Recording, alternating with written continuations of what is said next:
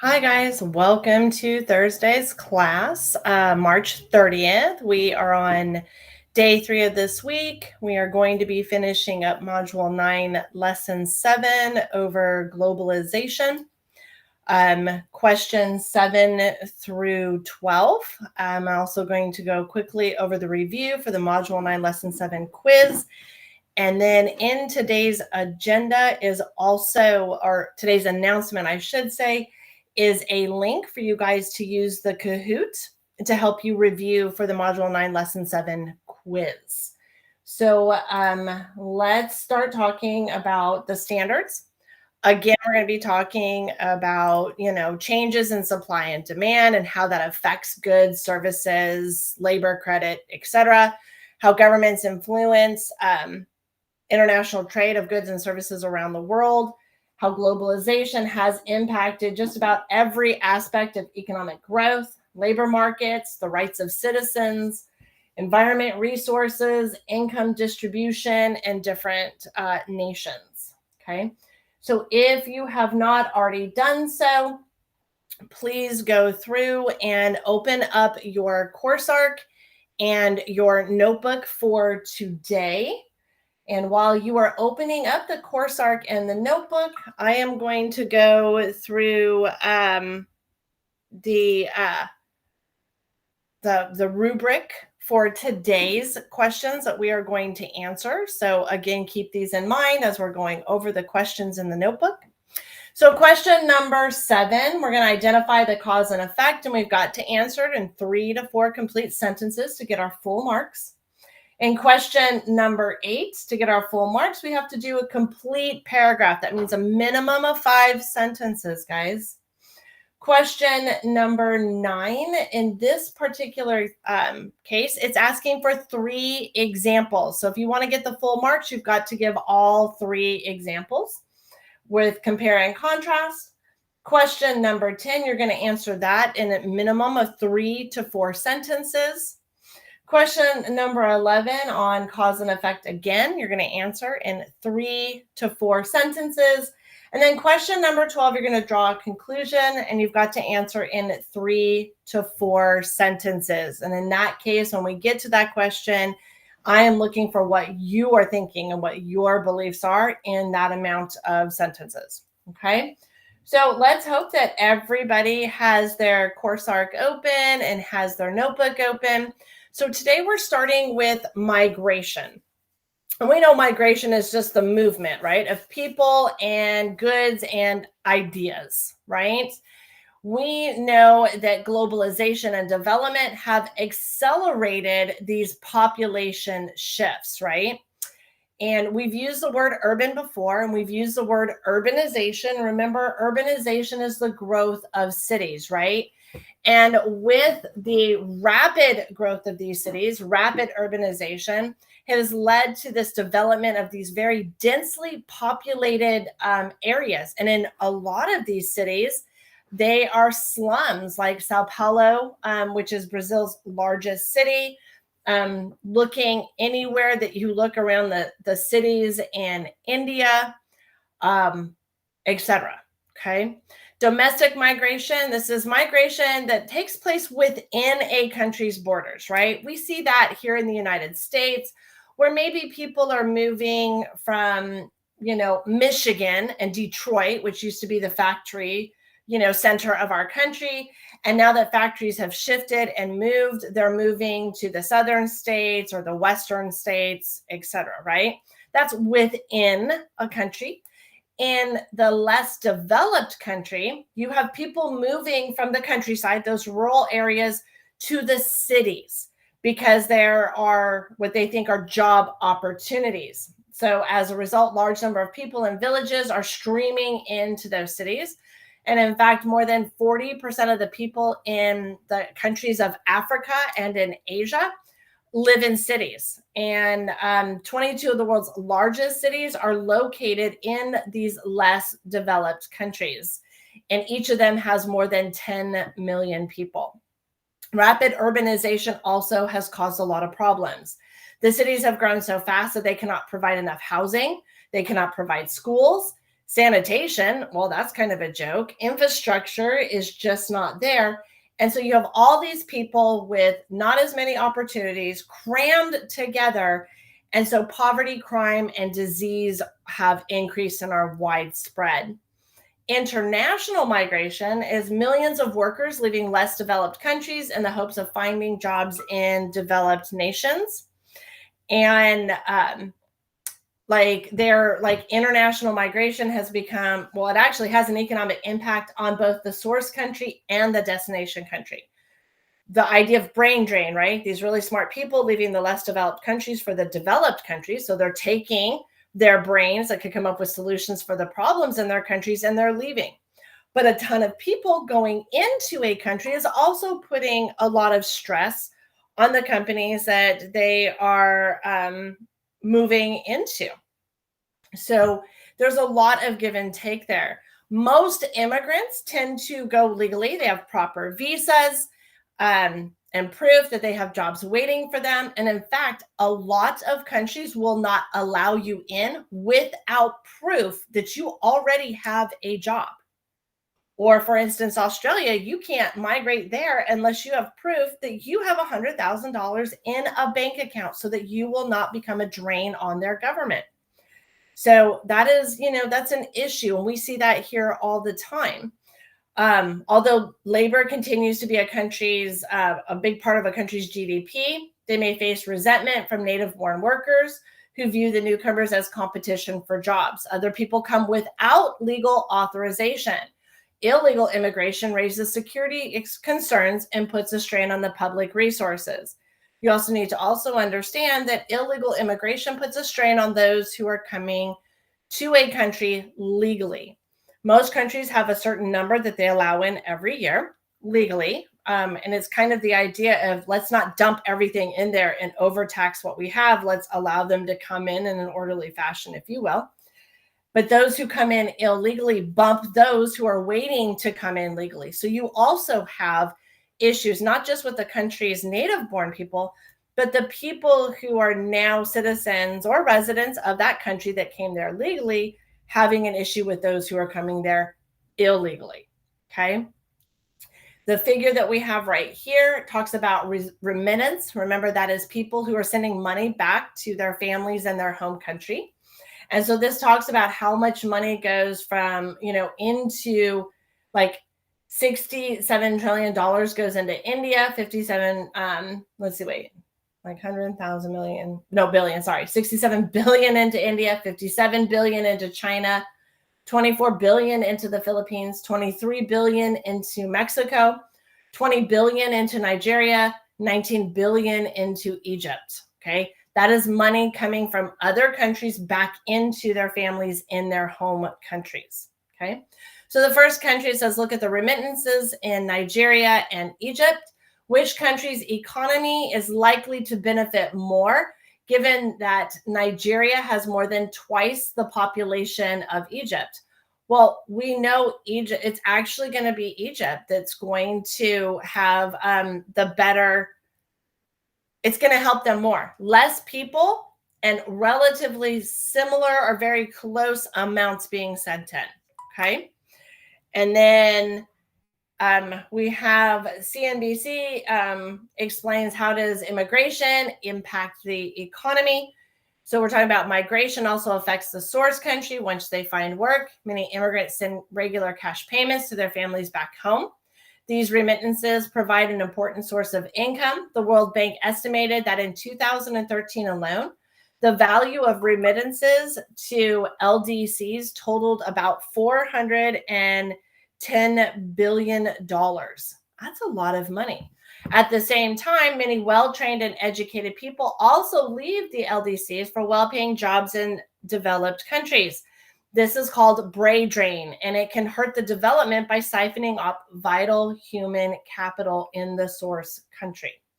So the question that we have for number 7 talks about rapid urbanization brings an increase in crime and disease.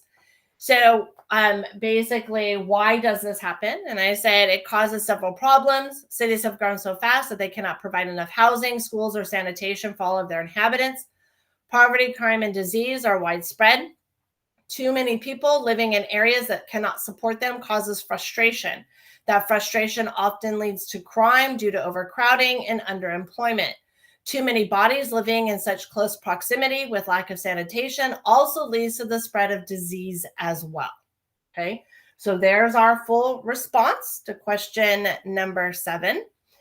And then the next question and ongoing issues, we're going to move to the next question in our course arc, although I just realized I didn't play the video in the course arc. So I'm going to go back and play that quick video for you guys, and then we'll move on to the next question in our course arc. The United States has more immigrants than any other nation. The United Nations defines immigrants as anyone living in a country other than where they were born, and nearly 50 million immigrants live here in the US. Some of which came from places like Mexico over into the US. It's at the forefront of national debates and driving political discourse. But what do we know about immigration's effect on the actual economy? The United States is often referred to as a nation of immigrants, and it's no wonder. With 49.8 million immigrants, that's about equal to the entire populations of Australia, Ecuador, and Switzerland combined. Saudi Arabia, Germany, and Russia follow the US with about 12 million immigrants each. However, only about 15% of the US's total population is foreign-born, well below countries like the UAE, Saudi Arabia, and Australia. But in cities like Miami, Los Angeles, and El Paso, Texas, that percentage is substantially higher, ranging from 26 to 40%. The US-Mexico border has become a focal point in the migration debate. Immigrants continue to make up a larger portion of US society. This has skyrocketed since 1970, when foreign-born residents made up less than 5% of the population. So what have economists learned about the impact of immigration? Well, when we talk about the economy as a whole, it's pretty good news. One report found that an extra 1% increase in a country's migrant population adds on an extra 2% GDP per capita in the long term. The IMF research found this boost happens in 2 ways. One, it impacts productivity per worker because migrant skills often complement the existing populations. Number 2, it increases the percentage of working age people in a country because migrants tend to fall within this age bracket. That helps pay for things like Social Security. The IMF recently advised advanced economies like the US, the UK, and Japan to open up their borders to avoid being overwhelmed by their aging population. So with the largest immigrant population in the world, how is American business influenced by immigrants? 2/3 of US economic growth since 2011 has been directly attributed to migration. The same study found that US immigrants are 2 to 3 times more likely than US natives to do things like start a company, create a patented innovation, or even win an Academy Award or Nobel Prize. Researchers say this is because migration is a risk, meaning the type of person who chooses to migrate tends to be more entrepreneurial. That entrepreneurial spirit may be why migrants have started 30% of American businesses, despite only making up about 15% of the population. 40% of Fortune 500 companies were started by immigrants, and so were half of all unicorns. That's startups valued at more than $1 billion. Another study found 50 out of 91 unicorns have immigrant founders. Those 50 startups had a combined value of $248 billion. That's more than Finland's GDP. These unicorns employ an average of 1,200 people each. While these trends are impressive, they do skew toward higher-skilled migrants. Contrary to popular belief, though, the IMF found both high and low-skilled migrants contribute to higher productivity. But if it's all such great news, then why is there so much backlash against immigrants? Well, while immigration helps an economy overall, those benefits aren't felt evenly across society. Many migrants face a language barrier, which can mean integration takes a while, but they are still able to contribute to a country's economy through fast-growing scientific and technical industries where they don't necessarily need to command as many communication skills. Lower-skilled migrants, including a large portion of the roughly 11 million who came to the US illegally, also skew toward jobs that don't require communication. But there's one industry that pretty much relies on undocumented workers here in the US. More than half of all hired farmers are estimated to be undocumented. The sector has the highest share of unauthorized workers by a lot. Following farming is construction, where about 15% of its workers are undocumented. And overall, about 5% of the US workforce consists of undocumented immigrants. Overall, immigration's effects on American wages are very small, but it has pushed down wages in these industries, particularly farming and construction. The country's existing immigrants are most likely to be impacted by newer immigrants and lower wages. That's followed by American-born high school dropouts, where wages can fall between 2 and 5%. But some argue these are jobs native-born Americans don't want, and that lower wages are indirectly helping those people by helping local businesses succeed and then grow. A booming economy would mean native-born residents see more opportunities in better paid industries like sales and personal services, both of which require a command of the English language. And low wages in the farming sector ultimately means food costs less for the US consumer. The US is among the countries with the lowest amount of household income going toward food, spending on average just 6% of their annual budget on groceries. But what about taxes? Many politicians have cited a figure from the conservative-leaning Federation for American Immigration Reform, which reported federal, state, and local governments spend $135 billion a year on undocumented immigrants. Several nonpartisan organizations have disputed that number, though, saying it overestimates the number of such immigrants and doesn't account for many of the positive effects they have on the economy. In reality, it's difficult to place an exact number on the cost, but the country's leading researchers at the national academies have found this. First-generation immigrants do cost governments more money than the US's native-born population. One of the major costs is education, which is paid for primarily by both local and state governments. But that does seem to change when it comes to their children. As adults, second-generation immigrants are some of the strongest economic and fiscal contributors in the US. They contribute more in taxes than their parents and the rest of the native-born population. So while immigration's impact on the economy is nuanced in the short term, most economists agree it's positive news for the country in the long run. Hey guys, it's Upton. Thanks for watching. For more of our videos, check out here and here. All right, so let's move on to ongoing issues with globalization. This is where a lot of the questions that we're going to be finishing up in the notebook are coming from, okay? So it says globalization has created new opportunities, but also new challenges for the world's economies. Some of these challenges have become sources of tension between the developed world and the developing world. Issues related to equal treatment and the environment are key causes of conflict, as is competition for scarce resources. Let's see, leaders in less developed countries and in even newly developed or newly industrialized countries argue that international trade and financial policies favor the wealthier nations. They charge that the trade rules set by the World Trade Organization give preference to developed nations at their expense. They also claim that the financial demands made by the International Monetary Fund make lives more difficult for poor people in their countries. In an effort to give emerging economies a greater voice, 19 countries plus the European Union have formed an organization called the Group of 20. The G20 includes finance ministers and central bank governors from growing nations such as China, South Korea, Russia, India, South Africa, Brazil, and Mexico, as well as from the United States and Europe. The G20 has discussed such issues as promoting growth and combating the financial or the financing of terrorist organizations. So it just kind of shows you who is still overfishing, previously overfished, but now recovering, and then not overfishing at all in the purple, right? And so this would be, talking about sustainable developing, right? So the question is, which of the world's fish ecosystems face the greatest threat?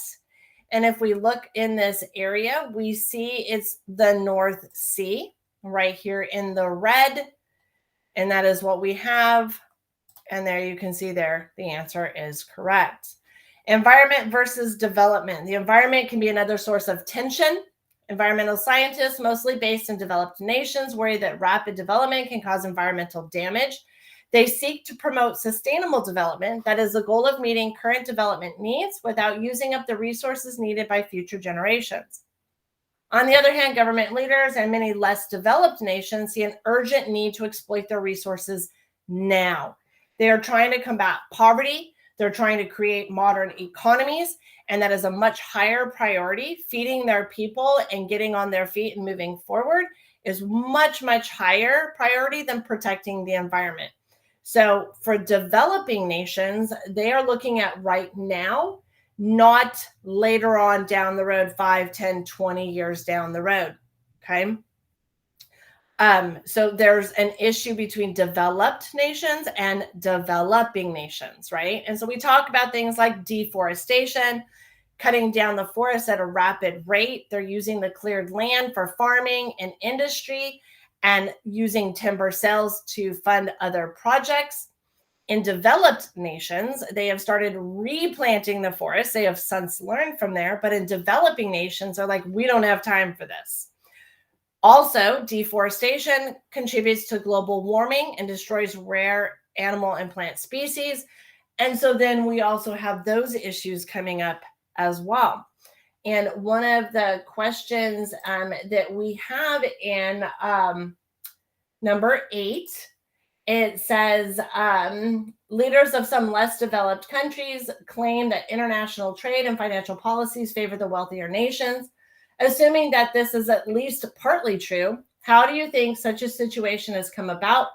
And why are developed nations in a position to make the rules? And so we talk about, they are arguing that international trade and financial policies favor the wealthier nations. They say they set the rules, or should say the rules set by the WTO are basically they give preference to the developed nations. They also claim that the IMF and their financial demands make lives more difficult for people in the poorer countries. Developed nations tend to have stability in their government and their economies, and thus are in a position to offer aid, help, assistance, and mentoring to nations that are struggling in usually both of those areas. So why do they get preferential treatment, if you will? Because they're already at a point where they've gone through the process and are coming out the other side of it. That is my thought process. You might have a slightly different process. In question number 9, is the goal of sustainable development more attainable by a developed nation or by a less developed country? And so this is the one where you have to give 3 compare and contrast, right? So, the environment can be a source of tension. People are seeking to promote sustainable development. My thoughts, again, does not have to be yours, is that it is generally more attainable by developed nations than by less developing nations, right? So the 3 areas I looked at was deforestation. Developed nations have cut down many forests and used them as needed. They are generally in the frame of reforesting the areas now that they have either built up or created alternative sources. LDCs need to rapidly clear land for the use for farming and industries for the immediate future. Worrying about years down the road is not a thought now. The second compare and contrast are fossil fuels. Developed nations have industrialized and figured out how to burn fossil fuels in much cleaner ways, coal for instance. LDCs are desperately trying to industrialize in an urgent fashion and are worrying about using cleaner methods is not only not on their minds, but would take too long and too much money to do. The third area that I compared and contrast was pollution. Developed nations are working with scientists to combat the pollution of the past and curb the pollution of the future. Think water and air laws, landfills, etc. LDCs don't necessarily use all the plastics and throwaway goods that developed nations do, so their landfills are not as bad. But rapidly trying to industrialize is leading to many chemicals leaching into their water supplies. There were my 3 compare and contrasts that I came up with in regards to what we were talking about. You could also, as we go back to our course arc, you can also talk about the competition for resources. There's a lot of scarce resources, and in some areas, it's increasingly difficult to find clean water to meet the needs of a growing population. So in China, for example, rapid population growth and economic growth have led to serious contamination of an already uncertain water supply. Some experts warn that reserves of oil and gas are dwindling as well, and they fear that unless new sources of these fuels or different sources of energy are found, the world's economies may grind to a halt. Even if resources do not run out, the cost of scarce water and fuel causes problems, right? So then we have issues with that. If we move on further, we have a quick video on the G7, and this is talking about global and climate issues. So I'm going to mute myself and play that really quick.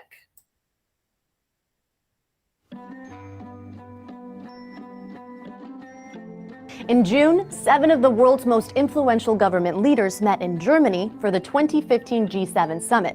The group discussed major geopolitical issues, including terrorism and sanctions against Russia. So how powerful is the G7?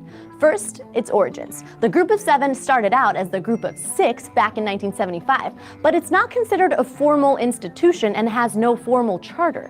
In the beginning, the G6 included the US, the UK, France, Germany, Italy, and Japan, which were some of the wealthiest countries at the time. They called their first meeting to discuss the looming global oil crisis, but its membership and discussions have fluctuated over time. Canada was added in 1976. The European Commission has been continuously present since 1981, and Russia was added in 1998, then suspended for invading Ukraine in 2014. So membership can be lost or gained. Nothing guarantees it. What has remained consistent is the group's influence. G7 members collectively represent nearly half of the world's total GDP.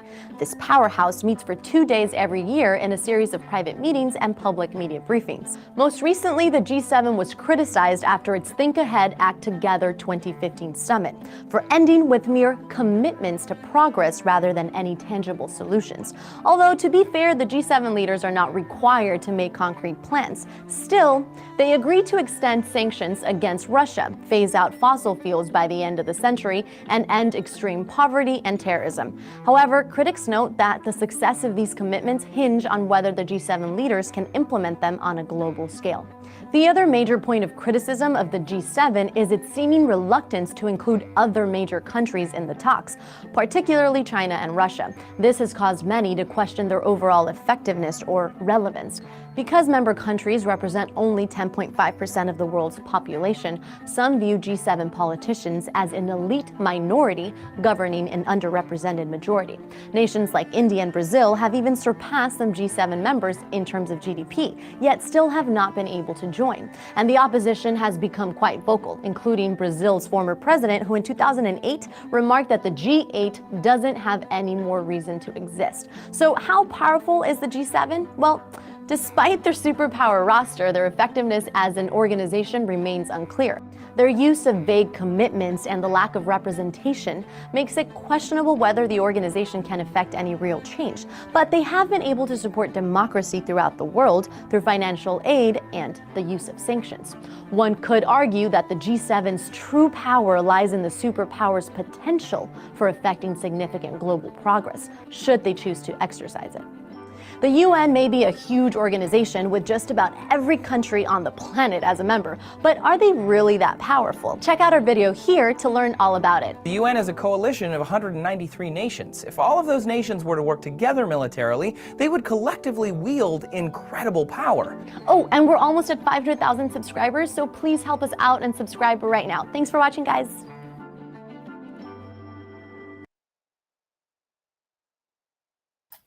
Okay, so one of the things that popped up in this video actually goes towards question number 10 in our notebook, and it says, read the following accusation from the past president of Brazil and then answer the question below. There are meddlers who have no political authority, who emit carbon dioxide like nobody else, who destroy everything they have, and who put forth opinions about what we should do. Who are the meddlers to whom Brazil's president refers, and how do you know?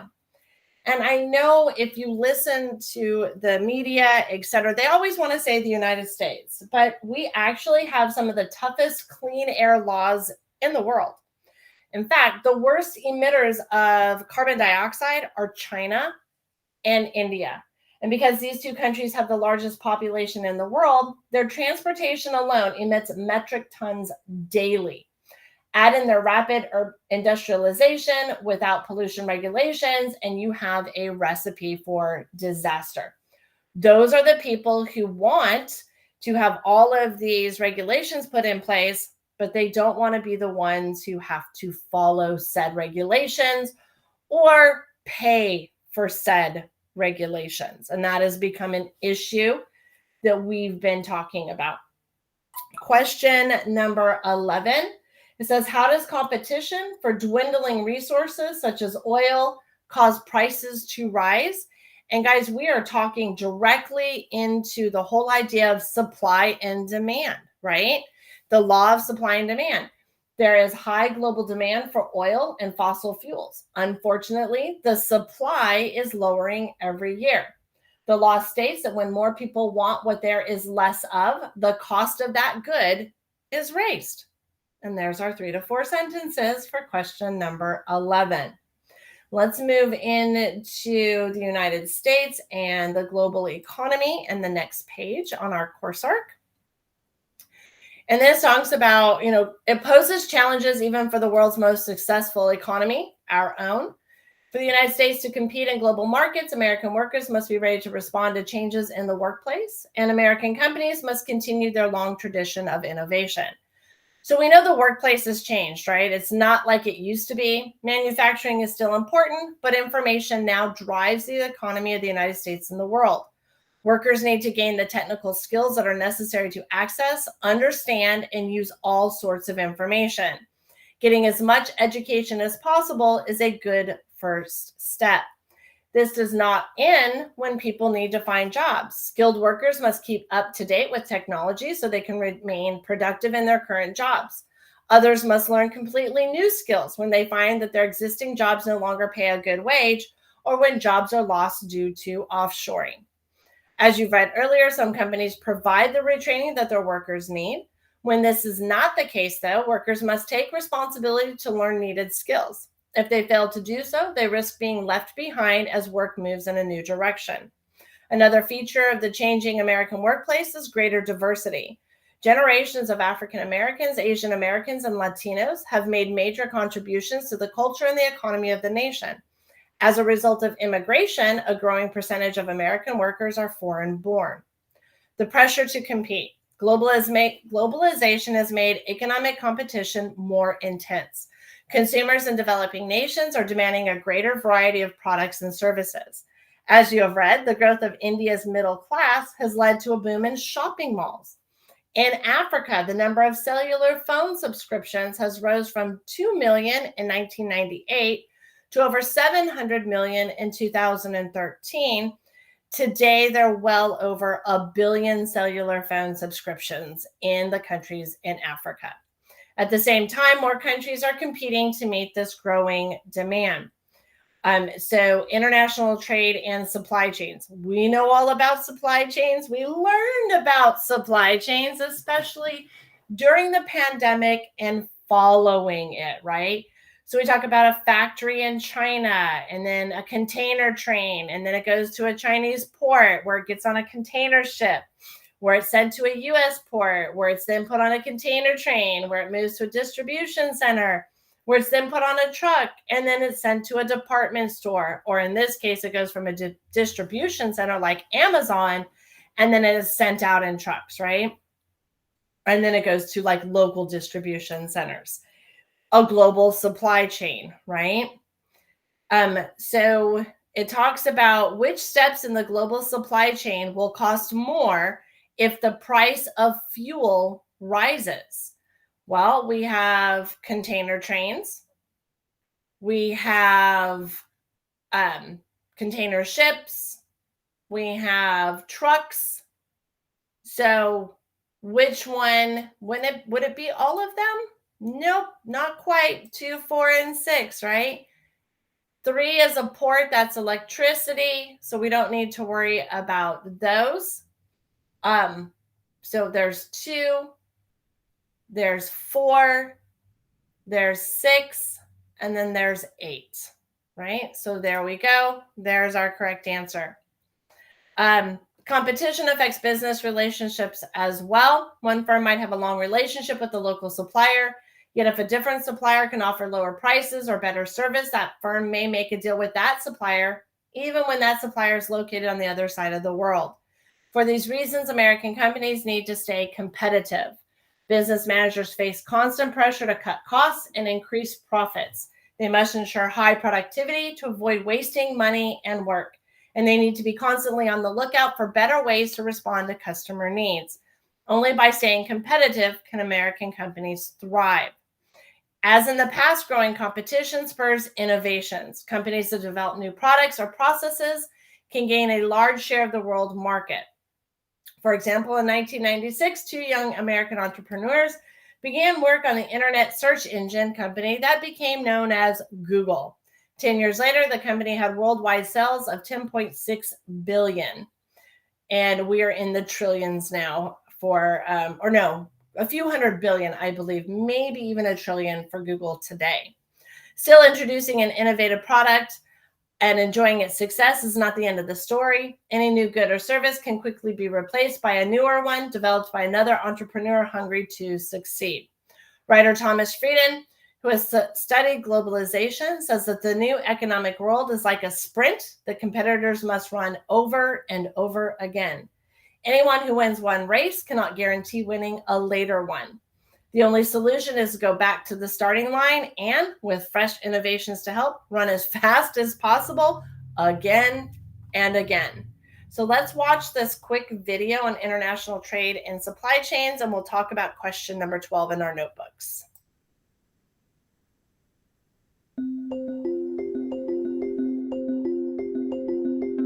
An average car has thousands of parts produced by hundreds of suppliers from dozens of countries. What makes this possible is not only the international trading system, but also international supply chains. Over the years, the costs of transport and communication have fallen, making it possible for companies to split up their production lines into different production facilities. Now, more and more, each stage of production occurs not just in a separate factory, but in an entirely different country. For example, a car might have an engine made in Germany, a wiring harness from Tunisia, an exhaust filter system from South Africa, and finally be assembled in Mexico. This type of production is a major reason why global trade has grown so fast. The volume of world trade today is 27 times larger than it was in 1950.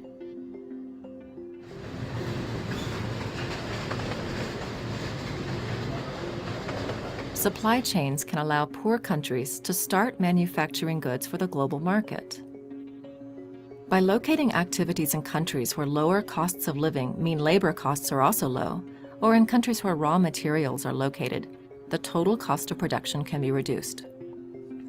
This helps companies create new or better products without continually raising the final price paid by consumers. Yet, while there are many benefits to supply chains, there are also some risks. If a country that's part of the supply chain experiences a natural disaster, for example, then a delay in production in that country affects activities further down the supply chain. This affects not only the production of the final product, but also the intermediate goods as well.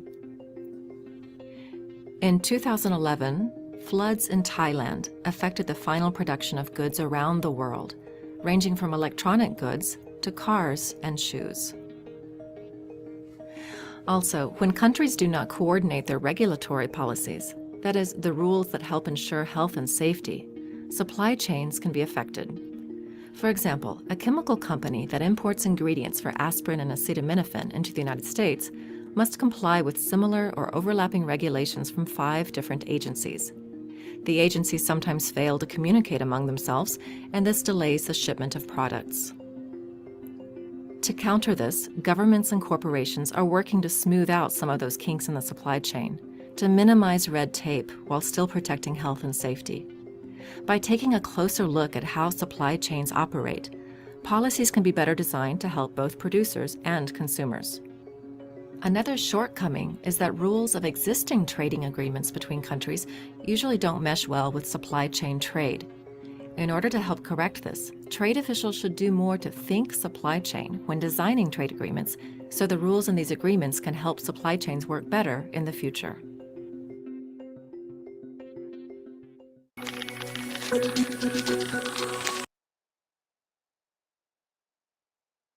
All right, so we've heard a lot about supply chains, a lot of issues coming out of the pandemic, and that has, created a whole nother situation for us.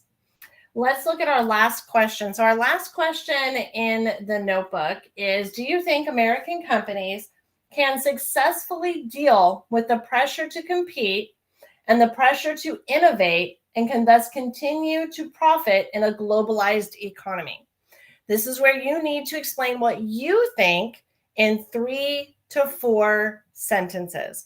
Do you think we can continue to do so? Can we continue to innovate? Can we continue to compete on that global level?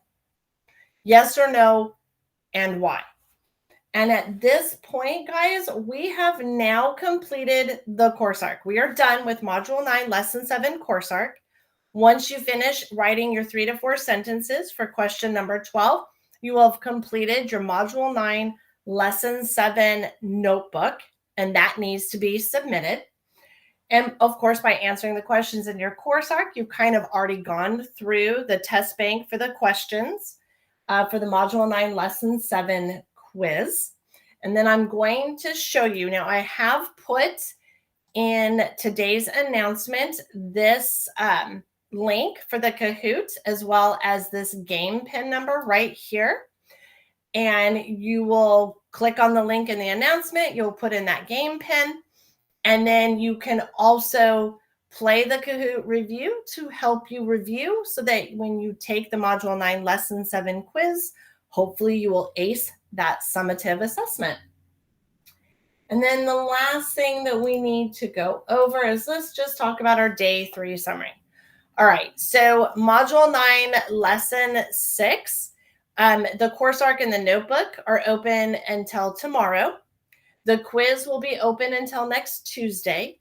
Your EverFi Startup to IPO will be open until the 4th. And really quickly, I want to show you again. Remember, this is what I need to see. You're going to go to the Marketplace course in your EverFi app.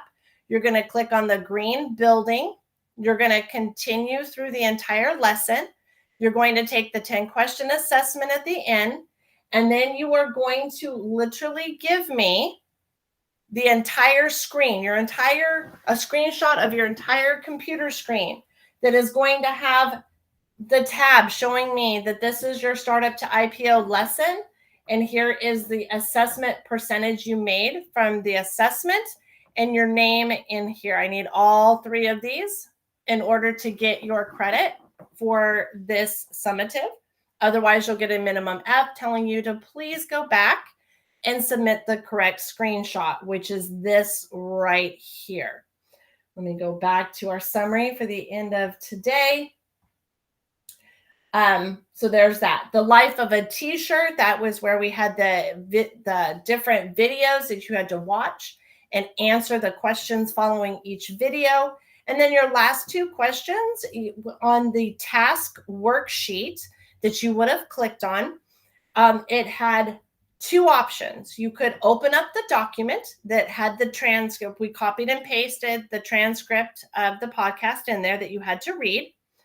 Or you could click on the link on that document to take you to the NPR page. Some kids' computers will not allow them to open it. So the document where we copied and pasted it will work just fine. But that's how you answer the last 2 questions there.